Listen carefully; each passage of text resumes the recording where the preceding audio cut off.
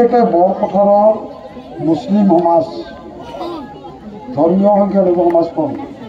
আপোনালোকৰ সমাজৰ মানুহ মঠ যাব লৈছোঁ ইনিমে দেখা পাওঁ যে তাৰমানে আপোনালোকৰ ইয়াৰ মুৰব্বী ইয়াত থকা বহুত মানুহ ইনে মতাত গৈছে কৈছিল কি আপত্তিটো কি তেওঁলোকৰ দাবীটো কি যে আগতাৰাক এজিবিৰ পৰা টিকেট মই তেওঁলোকক কৈছিলোঁ যে মই 2 মিনিটৰ কাৰণে হ'লেও আগতাৰা যে এজিপিৰ কেণ্ডিডেট এইটো প্ৰমাণ কৰি দিবলৈ ৰাইজক বুজাবৰ কাৰণে মই আপোনালোকৰ ওচৰত গৈ মই থিয় হ'ম আজি আহিছোঁ আজি শেষ মুহূৰ্তত আজি আপোনালোকৰ ওচৰত আহিছোঁ যে আগতাৰা আমাৰ কেণ্ডিডেট আৰু আগতাৰা জিকোৱাৰ ক্ষেত্ৰত আমাৰ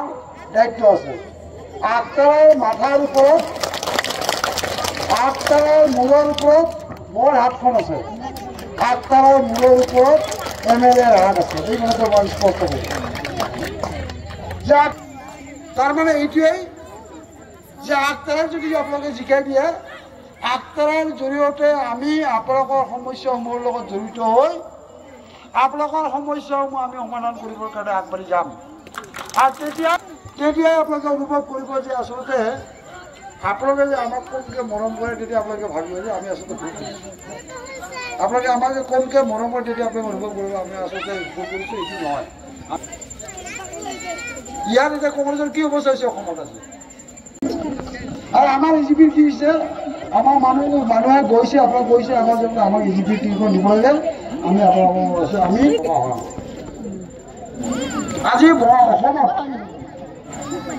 আজি অসমত কংগ্ৰেছৰ যিটো অৱস্থা এই অৱস্থা যদি বৰ্তি থাকে তেতিয়াহ'লে অসমত আৰু 10 বছৰৰ কাৰণেও কংগ্ৰেছ চৰকাৰ নহয়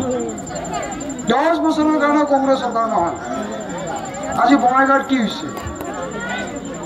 আজি বঙাইগাঁৱত যেতিয়া তাৰমানে নতুনকৈ পুনৰ গঠন হ'ল সমষ্টি পুনৰ গঠন হ'ল পুনৰ গঠন হোৱাৰ পিছত এই কি কয় গড়েমাৰী চৌৰাগুৰি হাপাচাৰা এই তিনিখন মঞ্চত বঙাইগাঁৱত সোমাইছে সেই দীৰ্ঘ বছৰ সোমোৱাৰ পিছত তাৰে তাৰমানে চৌৰাগুৰি কিছুমান কংগ্ৰেছী মাইনৰিটি মানুহে তেনেকুৱা হৈছে এইবাৰ ক'ত যাব ফণি এইবাৰ ফণি ঘৰুৱাই দিব তেওঁলোকে ভাবিছে যে এইবাৰ মাইনৰিটি ভোট বাঢ়িছে তেওঁলোকে ভাবিছে যে চৌৰাগুৰিতো মাইনৰিটি আছে গড়েমাৰীতো মাইনৰিটি হাপাচাৰাত 70% মাইনৰিটি গতিকে ভাবিছে যে এইবাৰ মাইনৰিটি মানুহৰ ভোট বঙাইগাঁও সমষ্টিত বাঢ়িছে গতিকে এইবাৰ ফণি যদি ক'ত যাব কিন্তু তেওঁলোকে নাজানে যে বৰতলা যে নাই চাৰজৰা যে বঙাইগাঁৱত নাই এতিয়া বৈকুণ্ঠ যে বঙাইগাঁৱত নাই দেওশানগৰ যে বঙাইগাঁৱত নাই আমগুৰি যে বঙাইগাঁৱত নাই তেওঁলোকে নাজানে বিচৰা এটা যে বঙাইগাঁৱৰ যিটো জনগাঁথনি আগৰ যিটো আছিল সেই একেই আছে জনগাঁথনি হিন্দু মুছলমানৰ সংখ্যা একেই আছে অলপ ইফাল ইফাল হৈছে 200 2,000 গতিকে ইয়াত সদায় তাৰমানে অসম গণ পৰিষদ দল জীয়াই থাকিব অসম গণ পৰিষদ জয়ী হৈ থাকিব মই আপোনালোকক অনুৰোধ কৰিছোঁ যে মই কৈছোঁৱেই যে বৰপথাৰৰ উন্নয়ন হ'ব লাগিব ঢালিগাঁৱৰ উন্নয়ন হ'ব লাগিব বৰপাৰাৰ উন্নয়ন হ'ব লাগিব চকপাৰাৰ উন্নয়ন হ'ব লাগিব মূলাপাৰাৰ উন্নয়ন হ'ব সমানভাৱে হ'ব লাগিব আৰু এই সমানভাৱে উন্নয়ন কৰিব লাগিলে আপোনালোক আমাৰ লগত যোগাযোগত থাকিব লাগিব আপোনালোক আমাৰ লগত এটা সম্পৰ্ক গঢ়ি উঠিব এতিয়া আজিৰ দিনটোত আমি কি হৈছে আজিৰ দিনটোত আমি আপোনালোকৰ কাষত যাব ওলাইছোঁ গৈ আছোঁ আপোনালোকৰ কাষত এতিয়া আপোনালোকে ইফালে আছে আমি ইফালে আছোঁ আমি এনেকৈ গৈ আছোঁ এতিয়া কি হ'ব আমি লগালগি কেতিয়া হ'ম কেনেকৈ হ'ম যদি আমি ইফালৰ পৰা আপোনালোকে যদি পিছুৱাই গৈ থাকে আমি ইফালৰ পৰা আগুৱাই আছোঁ দূৰত্বটো কমিব নেকি আমি লগালগি হ'ম নেকি মুখামুখি হ'ম নেকি মুখামুখিটো নহওঁ গতিকে আমি যেনেকৈ আগুৱাই আছোঁ আপোনালোকৰ ফালে আপোনালোকেও তেনেকৈ আমাৰ ফালে আগুৱাই আহক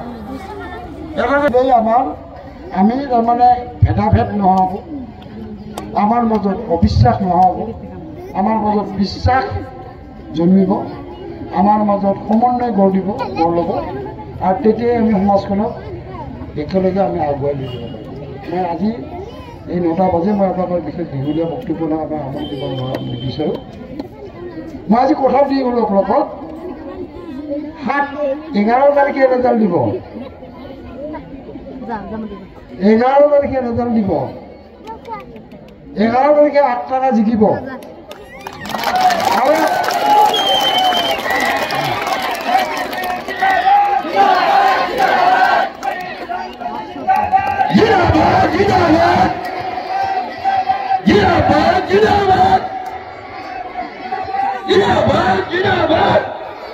এতিয়া কথাটো হৈছে আজি আমি মিটিঙত আপোনালোকে নমক ফুটাইছে নহয় সিদিনা আমি একেলগে 11 তাৰিখে ৰাতি সন্ধিয়াটো ওলাই যাব আগতে ওলাই যাব 11 তাৰিখে সন্ধিয়া ইয়াত আমি বিজয় উৎসৱ পালন কৰিবৰ কাৰণে আহিম 11 তাৰিখে ৰাতি সন্ধিয়া 7টামান বজাত আমি তাত আমাৰ সভাপতি ডাঙৰীয়াও থাকিব আমি থাকিম আপোনালোকো থাকিব আমি একেলগে ফূৰ্তি কৰিম কিয় ফূৰ্তি কৰিম আমি যে 8 টাকা জিকিল আমাৰ হয় নহয় বিহাৰী নহয় আমি 11 তাৰিখে ইয়াতে বিহাৰী আপোনালোকৰ ইয়াত আহিম আলোচনা কৰিব আহিম আৰু সেইদিনা আমি ইয়াত মিঠাই খাম আমি বোমা ফুটাম বুজিছে হ'ব গতিকে এতিয়া মই এটা শ্লোগান দিওঁ আপোনালোকে শ্লোগান দিব রুমানা কর জিন্দাবাদ রুমানা কর জিন্দাবাদ রুমানা কর জিন্দাবাদ টাগর ছবির ভোট দিয়ক টাগর ছবির ভোট দিয়ক টাগর ছবির ভোট দিয়ক ভোট দিবেন কোনখানে ভোট দিবেন কোনখানে ভোট দিবেন কোনখানে থ্যাংক ইউ আজি সোনকালে লোকসকল আমাৰ অসম গণপৰিষদে একত্ৰিত হৈছে ঐক্যবদ্ধ হৈছে আৰু ধৰ্মীয় অসম গণপৰিষদৰ আশ্ৰয় ল'বলৈ এই গণতন্ত্ৰকে ভাৰতীয় উপলব্ধি কৰিছে সেইকাৰণে আজি অসম গণপৰিষদ মূল কাৰণটো কি সংখ্যালঘু লোক আকৰ্ষিত কৰিব পাৰিছে কাৰণ আমি অসম গণপৰিষদলৈ কেতিয়া হিন্দু মুছলমান ভাৰতীয় জনতা পাৰ্টীও হিন্দু মুছলমান আমি ঐক্যবদ্ধভাৱে ভোট কৰিছোঁ আৰু এইবাৰ যদি আপোনালোকে যদি চৰকাৰৰ কাম কৰিব বিচাৰে এই চৰকাৰৰ বিৰুদ্ধে আটাইতকৈ বেছি সংখ্যালঘু লোকসকল উপকৃত